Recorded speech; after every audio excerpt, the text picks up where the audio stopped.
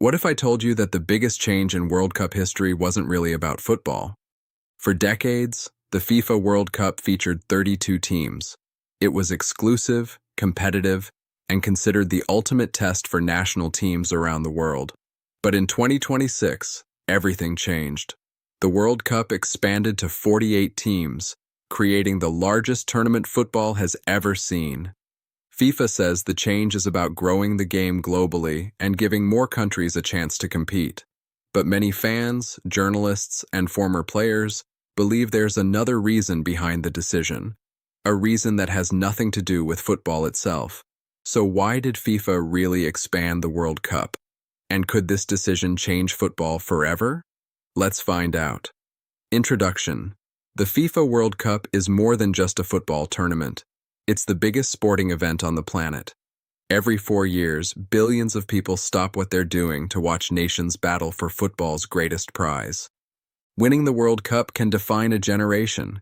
Even qualifying for the tournament can become a historic achievement for a country. For years, only 32 teams could earn a place at the World Cup. That meant many talented nations missed out. The qualification process was brutal. One mistake could end a country's dream. But FIFA believed it was time for a major change. In 2017, FIFA officially approved plans to expand the World Cup to 48 teams starting in 2026. The decision immediately divided football fans around the world. Some celebrated, others were furious. To understand why, we first need to understand how the World Cup reached this point. The history of World Cup expansion. The World Cup hasn't always had 32 teams.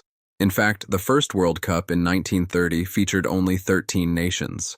As football became more popular, FIFA gradually increased the number of participating countries, from 16 teams to 24 teams, then finally 32 teams in 1998.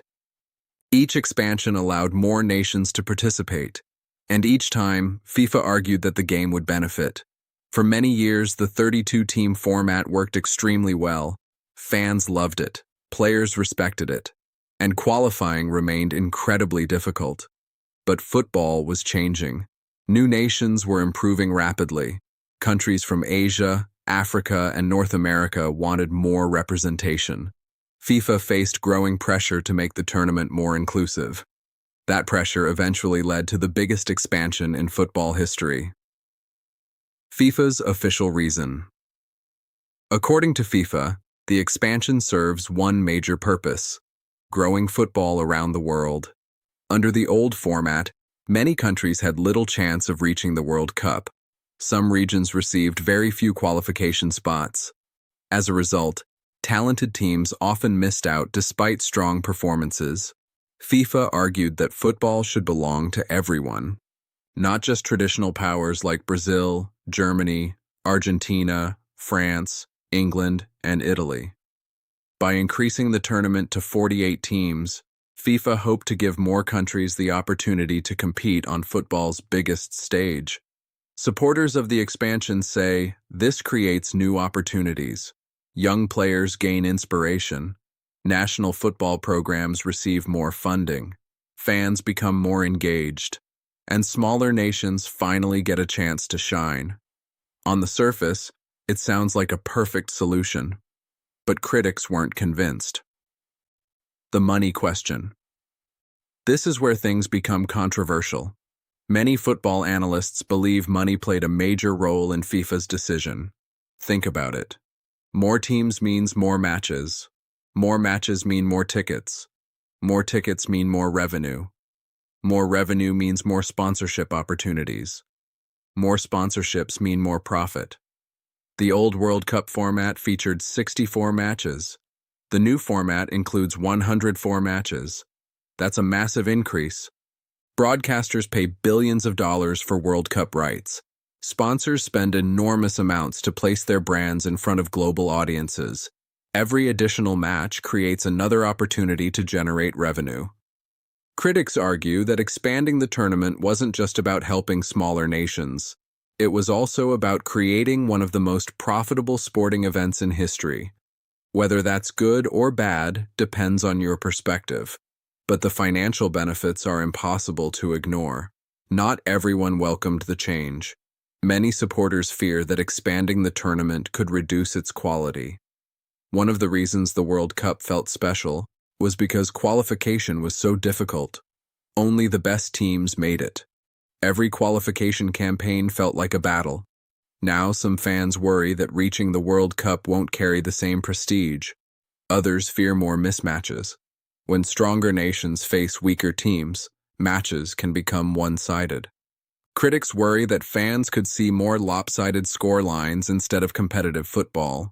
There are also concerns about player fatigue. The football calendar is already packed. Players compete in domestic leagues, continental tournaments, and international competitions throughout the year. Adding more World Cup matches increases the physical demands on athletes. These concerns continue to fuel debate among football supporters worldwide. The other side of the argument.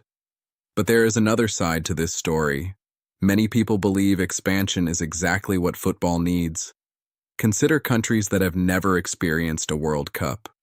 For millions of fans, simply seeing their nation qualify can be life-changing. Participation can boost investment in youth development. Governments may invest more heavily in sports infrastructure. Young children become inspired to pursue football careers. And occasionally, underdogs create unforgettable moments. Some of the greatest World Cup stories came from nations nobody expected to succeed. Expansion increases the chances of discovering the next football fairy tale, the next surprise team, the next unforgettable upset. Supporters argue that football should continue growing rather than protecting tradition at all costs. Why this matters for World Cup 2026. The 2026 World Cup is unlike anything football has seen before. Hosted across the United States, Canada, and Mexico, it will be the largest World Cup ever organized. 48 teams, hundreds of players, millions of fans traveling across North America. The tournament will serve as a real-world test of FIFA's vision. If the matches are exciting and competitive, FIFA will claim victory. If fans embrace the format, future expansions may become even more likely. But if the tournament produces too many one-sided games or organizational problems, critics will feel validated. The stakes couldn't be higher. This World Cup isn't just about crowning a champion. It's about proving whether FIFA's biggest gamble was worth taking. So, what is the secret reason FIFA expanded the World Cup to 48 teams? The honest answer is probably both. Yes, FIFA genuinely wants to grow football around the world. More nations will have opportunities they never had before. More fans will experience the excitement of the World Cup.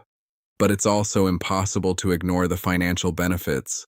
More matches create more revenue. More revenue creates more opportunities for FIFA and its partners. The truth likely lies somewhere in the middle. The expansion is both a football decision and a business decision. Whether it becomes one of FIFA's greatest achievements or one of its biggest mistakes remains to be seen. One thing is certain: the future of football changed forever when FIFA decided to expand the World Cup. And the 2026 tournament will reveal whether that future is brighter or more controversial than ever before. If you enjoyed this video, make sure to like, subscribe, and turn on notifications for more FIFA World Cup 2026 content right here on Boot and Ball.